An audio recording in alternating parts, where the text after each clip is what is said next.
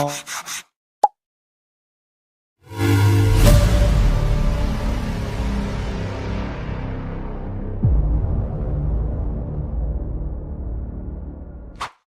Dang, we don't even get to finish the conversation. You just started everything and stuff. Quit bonding. It's time. We'll bond online for good content with our glorious fans that love us. They want to hear us bond live over Beastie Boys. Listen, all y'all. Listen, all of y'all. It's a sabotage. Yeah. So, yeah. Let us know where you're tuning in from tonight. We love to hear that. It's always fun. We're going to get into episode 146 For Music Lovers Only, the podcast, The Beastie Boys.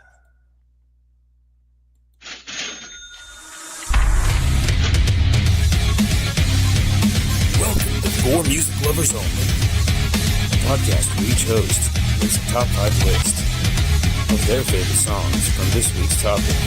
Each week is a new topic. Tune in, I dare you. Music Lovers Only. Stop. Hi, everybody. What's up? How's everybody? Guys, we got to hurry up. We're moving along. Late start, so we're just trying to move. I'm getting a little tired. This was a very long 30-minute extra wait. I was getting very antsy. But I took today off to play chauffeur for my band geek kid, and so that was always nice. I didn't have to work. I got a little bit done, and so I prepared extra doodly here. Extra doodly? Extra doodly. Dutifully. Ah. Maybe that's the word. Words are hard. You and your words. But yeah, it's been a fairly decent week. How's everybody else's week been? Terrible. Fucking terrible. Actually, no. Okay, so what had happened was I had a migraine all weekend. I felt like I was gonna die until Sunday evening. And I was like, okay. And then I was like, well, maybe I should just take off work on Monday. And I was like, no, if you can work on Monday, just go ahead and work on Monday. Don't just take off because you don't want to go this time. And so I take off work Monday, or I go to work Monday. I do my duty. And then all of a sudden, when my friends we're having a birthday party at this place called the Shadows, and the Shadows I thought was it said it was a speakeasy. I was like, okay, but it's a speakeasy with half naked ladies, right? Yeah. And so we're sitting there hanging out, and it was a late night, and so I've been recovering. I went there once, but I think to listen to Thomas Benny, and ate some food, and I left before all the fun stuff happened because there's way too many people in there. It was like, I'm out of here. Oh yeah, Monday it was just intimate. One of my friends works there, I guess, so we were all catching up and things of that nature. And then I got an ass in my face, and it was some good conversation. I got a raffle ticket for the benefit for Jenny Jack. I didn't even put that information on. I'm not playing it, but I believe that it is going to be this Friday. There's going to be a benefit at Barleycorns, and there's going to be a drawing for a full pig and then a 380 Ruger pistol. Yeah. So I got a raffle ticket for that. Maybe I'll get a pig or a pistol or both. Both, yeah. Go for broke. Go for broke. But yeah, I don't know. I planted some seeds. I think I did them too early and did them wrong. Died, so I got second round of that going. And that was kind of disappointing because I had delusions of grandeur, just thousands of tomato plants and thousands of all these good plants, and it's all of them died. Oh, so I don't know. Hopefully, I'll get some more. I did round 2, and I learned from my mistakes because this is my first time doing that. So there's a curve, but the second round is more closer to the time I need to do it anyhow. So oh yeah, I need to start doing stuff from seed because I bought seeds, but they're just sitting there. What's up, Coach? Oh, I point the sound was Oh, me. okay. I apologize. Oh, I thought you were like, get that damn garden talk out of here. Yeah, that's what I thought. No. Garden talk with Josh and Sontia. Yeah, I didn't get into it too much, but I've already seen some good success, so it's a little better because it was getting a little depressing the last couple weeks. Just kind of, I had some, and then I didn't. But yeah, we're gonna, like I said, this is episode 146. We've done it again. We're here for another year at least. So that's how we're gonna roll with that, and we're gonna talk Beastie Boys. I had a lot of fun going, like we were talking before the show. Hello Nasty was really where I had stopped listening to him. So I hadn't listened to much after that.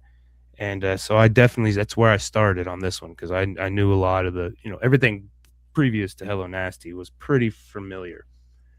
And I had a lot of fun listening to him. It's still, it was a little weird, not talking about the girls so much because that's what they kind of coined in on, and trying to get political with some of the stuff. And there was still, it was just kind of salted in. There was still a lot of shit talking, a lot of fun, a lot of nonsense, and a lot of weirdness. So I enjoyed it.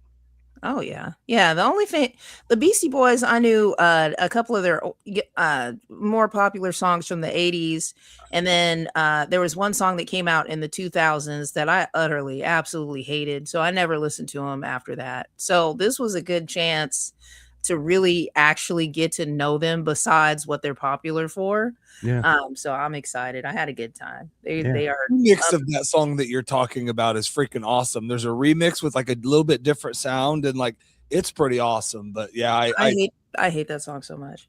I do. I bet it's all the same song that we're thinking about, but we're gonna wait. We're gonna wait till we get into that. That might be somebody's number one. Who knows? Coach is taking up the rear on this one. And yeah. To be honest, okay, that's taking up the rear means something different for me now. Good Lord. I've known. I mean, it was right there. I was like, oh my God. What do I do? Thank you, ma'am. You just stuff $1 in it, like you said. You just whatever. I couldn't do it. I put it to the side. I was like, I appreciate your service. Yeah. So was that your first time in that kind of an establishment? No, that was my first time with that close. Like I had been to the side or, at the stage, and you do the, here you go, but never, because there weren't a whole lot of people there. And like, and I'm friendly. And so when you get friendly with ladies, they stick your ass. They get comfortable with you. And then all of a sudden it was just right there. And I was like, okay. Yeah, sweet. I don't have that problem. Problems I wish I had, but I think like most things, shadows, and you can have that problem. Go on a Monday. Charles Edgar is there. Yeah, so, nice. Yeah, I think like most things, it was more fun in the 80s and 90s. Everything seems like it's like it's lost its luster a little bit. No, it has not. And especially just like a regular club. That's not even like the big club. That's just some folks just trying to pay off college. No, I know, but the big clubs are I don't know. We're not going to get into that, but Coach, you got the two spinner handy, and we're going to see who's going to modified it before the show. I don't know if you can see it. It says not Coach and it has Sontia, and then I refixed this one, and it's now not Sontia. Yes, it is Josh Urkel. So why is it so complicated? It makes it more fun. You ain't got no whiteout? No, I have more plates. I could do that. It's funnier when I do this. I agree. We got to keep the cost down. Yeah, we're trying. We got a low. Well, yeah, we just spent all of our budget on one freaking day. Yeah. Me? Oh, I don't. That's not Coach. It's Josh. Okay.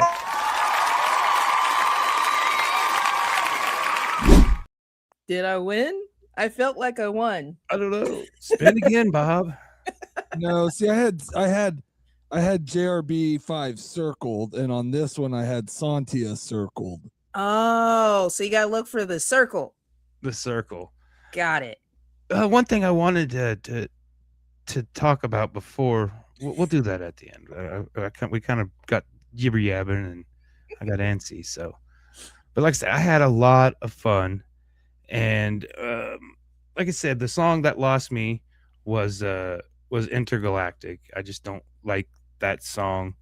There's a freaking remix, dude. Check if you didn't listen to it tonight when you're done. Listen to it real quick. Yeah, it's like at a different pitch and level when it does that part, and then it's just different cadence. And I think it should have been the one. It's a remix by Something in Web, and it's the one that should have been released. I'm telling you. Okay, I'll listen to it. For some reason, and I don't remember doing it, but I listened to the hell out of that album, Hello Nasty, and I didn't remember it until I started listening to it, and I was like, I know all these songs, and they're like weird, quirky songs that play in my head. And so my number 5 is And Me, one of those weird, quirky songs with a little clavicle organ or something, just like rolling all the way through it. Yep. And then all this weirdness, and it's talking about kind of depressing stuff, just kind of sad, morose, got a touch of the morbs, as the Victorians would say, kind of depressing. And then the end line is I wish there was some way I could go outside in the rain and play basketball and not get wet. And that's the line. That end line just always kind of pops into my head every once in a while, and it's like, what does that even mean? What does that even mean, Beastie Boys? Let us know. So number 4 was another new one, because like I said, after Hello Nasty, and Hello Nasty was a 1998 album, and so after that one I hadn't listened to anything. I don't think I may have recognized some of the stuff, that because they probably still got some airplay, so I'd probably heard it in passing or something. But I had never heard Check It Out off of the 2004 To the 5 Boroughs album. Yeah. Awesome song. And it's the first song, and it just starts off kicking you in the nuts, just bam, here we are, and it's they got a little anger, they're a little angry, and it seems like it's talking a little smack. I couldn't really get, I didn't spend enough time with it to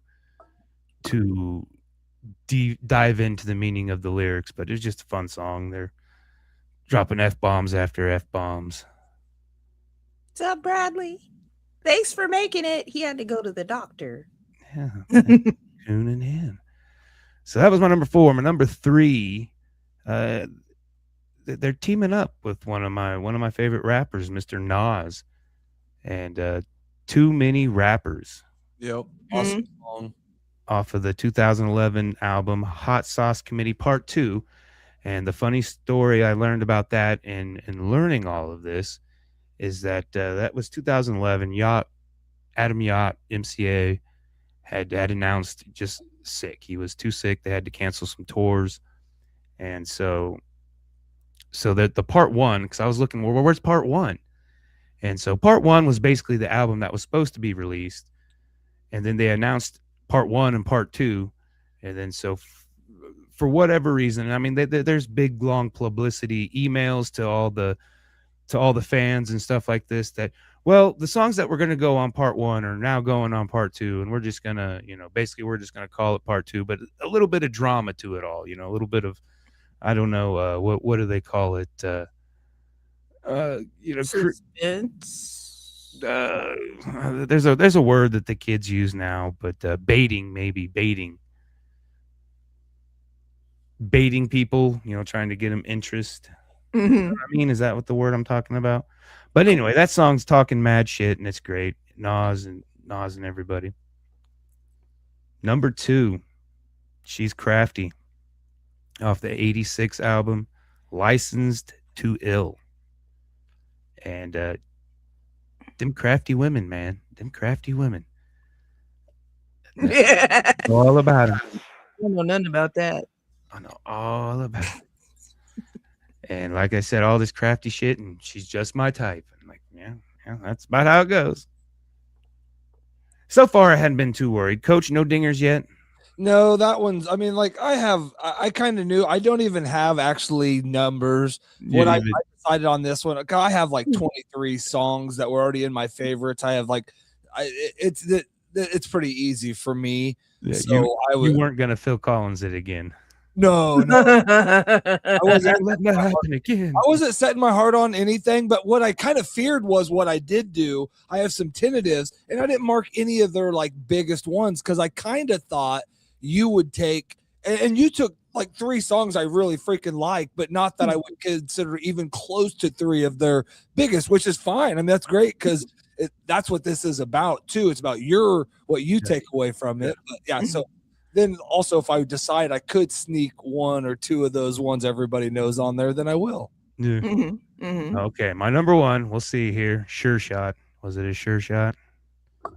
I kind of knew that one. It was in the 1994 album, Ill Communications, and it's just a trippy video, and some of the sound effects that they use on their vocals, especially Yacht, like the very last verse is just this like super long delay, and it's wah-bah-da. So it's like the verse is echoing out over, and it's just kind of building, and it's just crazy. I like that. And then it's got like a flute loop all the way through it. So it's like a flute loop. It's like, what? I have a song called Flute Loop. Hopefully that wasn't somebody's. So it's actually perfect. Maybe that's why I said it, but I don't know. Yeah, they literally have a song called Flute Loop, and they have a lot of flute in it. So that's crazy. Pulling an Andre 5 or 3000 on us, huh? Subliminal. Not the flute. Awesome list. That's my 5. Yay! All right, so now we're gonna spin, and it's gonna land on Sontia, and here we go.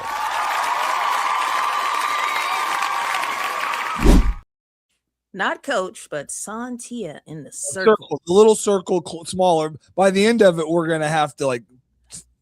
Gonna have to use a magnifying glass. Yeah. Like, what does it say? Or we'll just see if any of our listeners can buy us some plates or something. You know what? Give us some money. Actually, if I just got a dry erase circle that I put a little hole through, that would actually make more sense. Okay. But you know, we're always developing. We're always bringing it up a notch, or bringing it down a couple of notches, or figuring it out, or turning it around, doing it on the other side. Okay. Yeah. So you didn't get any of mine, which is cool because I wanted to do my 5 because I really like my 5, but I have 10 just in case somebody took any of my 5, so I get to do my 5. And what I was talking about, I don't know if I was talking about it on air or not. I don't think we were talking about it on air. When I first, yeah, we were. So Beastie Boys had Intergalactic, and I hated that song so much. And the reason why I hated it was because I worked at a restaurant, and somehow or another, there was somebody that would play it 3 or 4 times every day for a year. It was like for a year that I heard that song. I might have liked it the first 12 times I heard it, but after that, it just is like, it's too much. And so I stopped listening to Beastie Boys. Yeah. So my list I didn't do the albums because I had a migraine this weekend, and then I had a thing. I was doing some stuff I was busy on Monday. So I didn't get the albums, but we'll start. So here we go. All right. So the first thing, the first song, the first one that I found is called Say It. And I have no idea what album it is, but I love this song so much. It's now on my playlist. It's now embedded in my brain. And what I really like about Say It is because it sounds like a doomsday video game. Like, a lot of their music is so intricate in just the different instruments and beats and waves. Like it's just so many different factions, and this one, especially the breakdown at the end, makes me so excited. So I really enjoyed Say It. So from Hot Sauce Committee too. It's from Hot Sauce Committee. Okay, that sounds like the album that it would be off of. Yeah. That makes sense. So that is my number 1. Number 2 is Super Disco Breakin'. Yeah. Now, one thing that I have pledged to do in 2026 is to make money. So this is now my money making theme because money making. Yep. And I really like how they have the hip hop beats, but then you have it's like it's a new type of imagination of hip hop. I really think is what they did when they first started. Some of their earlier stuff just kind of sounded like what was popular, except for they always had their own style. Like you could hear the punk rock in it. You could hear you could hear the angst in it. So I really enjoyed that they put that out into the universe, into the music scene, and have that new sound. So Super Disco Breakin', once again, another one of my favorites now on my playlist. New appreciation for the Beastie Boys. So that is number 2. Number 3 is a popular one. So I said that I stopped listening to the Beastie Boys after Intergalactic because I don't like that song at all. And I hate to keep bringing it up, but I really don't. But then a lot of money, but I bet they agree with you. I know it made all the money. It's still, I was in the grocery store or something and it started playing. And I was like, my God, why do you hate me? Why have you forsaken me with this song?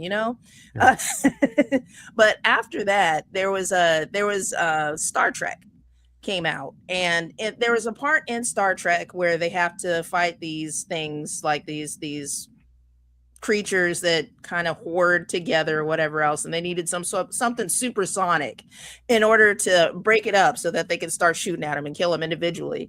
And they were like, what do we use? We need to use something that's loud and screaming. And the song that they put on was Sabotage. And I had never heard that song before then. And it was the perfect song for that movie. It's the perfect song for any sort of sabotage that you feel like doing. If you want to burn down a building, if you want to, scratch up a car, if you want to burn down some shirts, whatever you want to do to sabotage anything. If you just, want to sit down and write some things down, that is the perfect song for sabotage. To be fair, I'm pretty sure that one came out before Hello Nasty. Is it the same album, or I thought it was on? It came out in '94. Sabotage came out, and it was on Ill Communication. Yeah. So that was way before. That was way before. Yeah. Okay, that's cool. Like I said, I don't know what album. These could all be on the same album. She was just saying from her, the show she founded on was. Yeah. Oh yeah, this Star Trek movie was like 2020 or 2019 maybe is when it came out. Yeah, so it was way after. Yeah. And there's a whole story behind it. That whole anyways, I could talk about that forever, but we're not talking about movies, we're talking about music. So that's my number 3. Number 4 is going to be Believe Me. And it's a punk song. Like it's a straight screaming ass old skate park yelling, hollering punk song. Yeah, they got a whole punk album. Oh yeah, I can't remember the name of it. A bunch of their albums have at least one or two punk. I mean, Sabotage is technically more of a punk song. I mean, yeah, well, I guess. Yeah, it would. I would consider it punk. Yeah, I would. I can't think of the name of the album, but it was all punk, and I mean, I loved it all. But they were like typical punk 2-minute songs and screaming and just like it. Yeah, I think they originally started as a punk band, and then I think 81, probably 80. Well, probably 83. They kind of just eased into. They always had a hip hop flair. Mm-hmm. They just kind of eased into it and started doing that. Angelo E. Olio was a punk album. Yes. Oh, okay. Yeah, so it might be off of that one. I don't know. I didn't write down how. So big in New York, and rap wasn't as big. Yeah. So I mean, punk that was like the scene. New York was the scene of punk in the 70s, 80s, and 90s. Man. Yeah, they opened up for the Dead Kennedys, Bad Brains. I can't tell, the Misfits, and they played at CBGB's and all the, the main punk places in there. Oh yeah. This song reminded me of there was a random punk album that I got. It was my first punk album, actually. I hadn't really heard punk, like, besides pop punk, like Offspring and different things like that before then. But it was called Fat Music for Fat People. And and there were all these random punkish songs that were on there, and this sounded like something that would have been on that album. Yeah. So that is my number 4. And then my number 5. Oh, which one am I gonna do? Rhyme the Rhyme Well. Yeah. And I like Rhyme the Rhyme Well because you're rhyming the rhyme with Rhyme the Rhyme Well. It's a tongue twister. It is. And it I really like the sound. It sounds kind of like you're just kind of walking around with your freaking boombox down the street, rapping with your friends. Like it's a friendly and fun and almost like a battle-ish song. Like it's something that you would write in your head while you were heading down the street to do a rap battle. And I really like what was it? I can't remember what was in there. It was the synthesizers. It had like a 80s synthesizer feel. Like it just seemed like it would be in one of those like movies about like a gang that was getting ready to fight with spray paint or something. So that is my number 5. But yeah, I had a good time. The Beastie Boys, I have a new appreciation for them, which is why I like doing these artist dives, is because you get a new appreciation for whoever it is that you kind of dive into. So I love them now. It kind of makes you do it. So yeah. Yeah. It's all like, right, Coach. Filter through and see what's good for you. Yeah. You ready? I am. I'm still going through my list here real quick because I had to make some adjustments. But give me my sounder.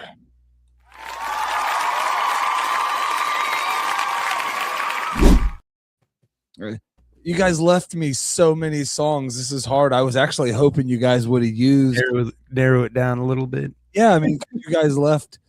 I mean, some great songs, but they have so many. That's what, like, they're just like I said before we started this. I had 23 songs in my favorites. I now have 33, I think. So it was pretty easy. I could have just went to my favorites and just left that list up and knew that I had plenty to pick from. I still don't know what my number 2 is going to be, but we'll get there when we get there. My number 5 is from Hot Sauce Committee 2011. It's okay. That song is just something about it. I love it. It's an awesome workout song. It's got a kick-ass beat. It is one of those songs, if they would have played it too much, or if you heard it too much, it could maybe get a little bit. It's just, I don't know. It's like quintessential Beastie Boys because of the weird sound and the. Yeah, I think after the Hello Nasty, I think all of their songs, if listened to too much, will like eat into your brain and do weird stuff to you. But there's a couple with an electric sound and like started throwing like, because their early stuff had just like with instrumental sound was all either pulling music from somebody else or them using their music and then rapping over it or what and then it became definitely way more digitalized. Yeah. But it was still, like I said, just crazy. I don't know if I have not went crazy deep into the newest stuff. I mean, I knew what I liked off of it because I kind of went through it early, and this time it made me dig. I'm still using some of my more favorites, but it's just crazy how much sound they have and like the storytelling they do and a lot of their like songs and stuff is cool. So my number 4 is from 2004's To the Five Boroughs, and it's Triple Trouble. Another one of those like iconic sounding songs. When you hear it, come on, especially if you're a Beastie Boys person. But just an awesome song, and that whole album is. I don't know if I gave it its respect like when it came out, but listening to it now, even like Open Letter to NYC, and I mean, there's a ton off there. I just like I forget how many good songs are on that one. So that was my number 4. My number 3 is from 1992's Check Yourself, and it's So What You Want. Yeah. Yeah. What you want? What you want? And I used to love that, I mean, even when that would come on, it's like, what you want, So that's another one of those. Just every one of their songs has A hook. yeah, just crazy. I mean, when they come on too, it's their song. Like it's not a lot of mistaking a Beastie Boys sound. Very distinctive. So and I said I didn't have a number 2, so I'm scrolling for my number 2. I need to get something from Ill Communication because my number 2 was either going to be Sabotage or Sure Shot. Both of those taken. I'm going to do with Q-Tip, Get It Together. Is a freaking awesome song. And one of like their first songs I think they really did with somebody like like Big or whatever. That was, and I don't even know that Q-Tip was big at the time. He's another New York rapper, and they're rapping about New York the whole time. So I don't know if that's my second favorite of their songs. I would definitely say Sure Shot or Sabotage was, but they got stolen, and I had to get Ill Communication 94. Got Phil Collins. My number 1, Sontia. You talked about this. Your fans, this is their favorite album. It's from Paul's Boutique 1989. We were at work today, and this kid, he's younger. I say he's 36, but he's like, well, I mean, I just don't get why Beastie Boys weren't around longer. They were around. I'm like, what do you mean? Like, how much longer do they need to be around, dude? They're white rappers. Other than Eminem, that is, and his doesn't even span that. That is an epic career, and the sound, and like they just couldn't change their sound no more, and then had other issues. I mean, they wrote it all the way to the wheels fall off till Scott passed away. Yeah, and that's why he didn't realize they'd been around that long. So, anyways, my number 1. This is.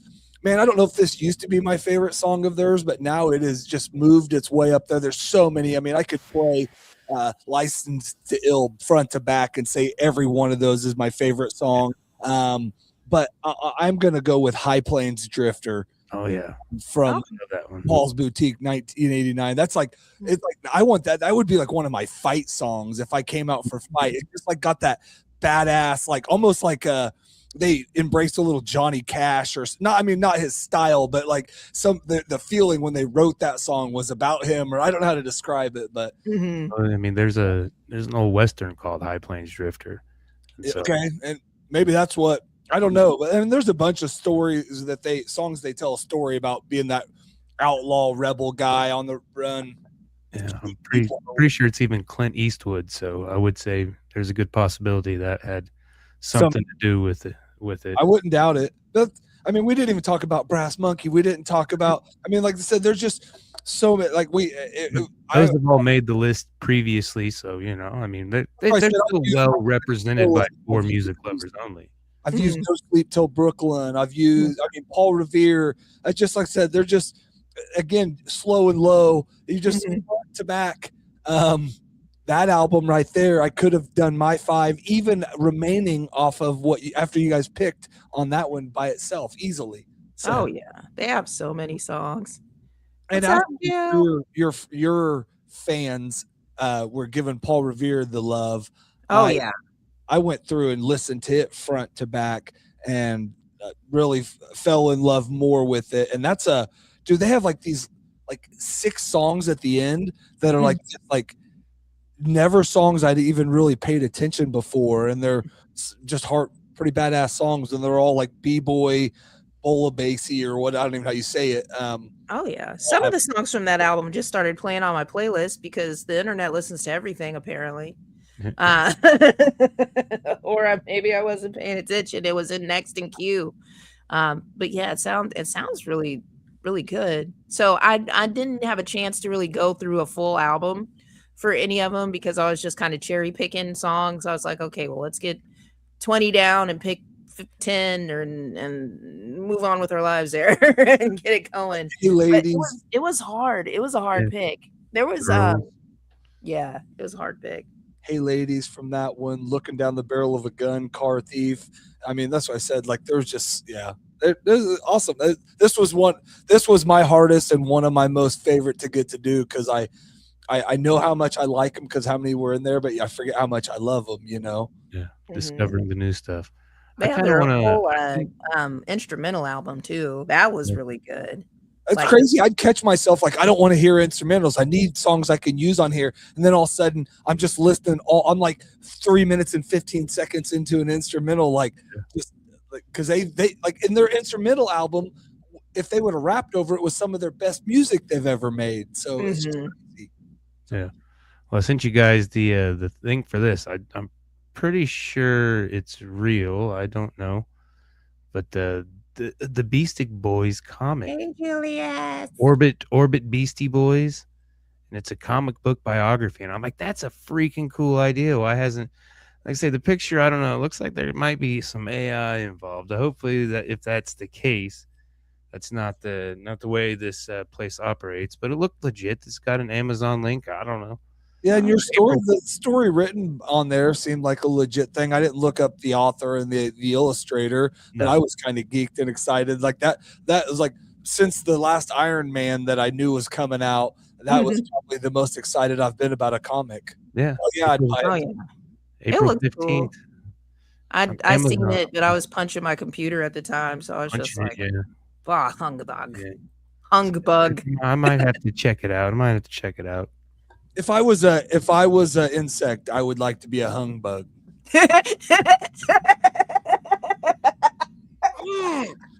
That's a joke. That's a joke on the spot. I'm sorry. I don't know why that was so funny. That was great because it was just like boom. Not a humbug. I felt great setting that one up. Oh god. Going a little delirious, huh? No. Hung bugs. Now, one thing that, like I say, what they were introduced into the Rock and Roll Hall of Fame, 2011, the Beastie Boys. Can't remember. I think Public Enemy introduced them or put them in there. Yacht was too sick and couldn't attend, so Adam Yacht, MCA. I can't remember, thyroid cancer or something like that in his throat, I think. And so he passed away in 2012, and in Yacht's will, it states that none of the Beastie Boys music will be used for advertisement. Yeah, and, I think cool. Monster Energy tried to use a slew of pieces of songs for one of their advertisements, and they sued the pants off of them and won. And so I was like, yeah, I mean, they all, I don't know. I would have liked to party with them back in the day, but I'd still like to hang out with them as old men. Oh yeah. I mean, most of them are still here. I think their stories would be fun. They would have, oh man, the parties would have been Yeah. Insane. There's all kinds of a lot of people we could say that about, like our boy Snoop Dogg. When we get him on the show, we'll have to talk about him, about some of his partying, and I messaged him, and then it said that I couldn't. he'll get with. He's busy, dude. He just got done with the Olympics. He's got a lot of other stuff, man. So I'll try again. I'll figure out. I'll find somebody Snoop Dogg adjacent and see if I can be like, you should be able to get one of your boys from Nickelback next week, right?